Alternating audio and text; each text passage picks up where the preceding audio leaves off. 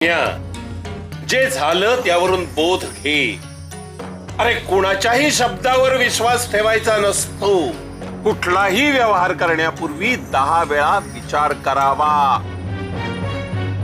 येतो स्वामी.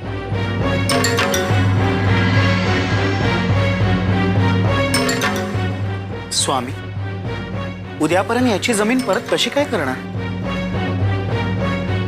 बाळ्या, पापाचा घडा हा भरतोच. मोर्याच्या बापाचाही घडा लवकरच भरणार आहे. आता फक्त एकच घडा.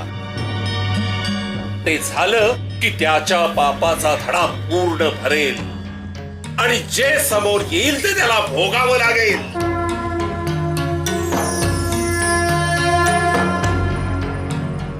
इतके पैसे पाहिजेत तुला?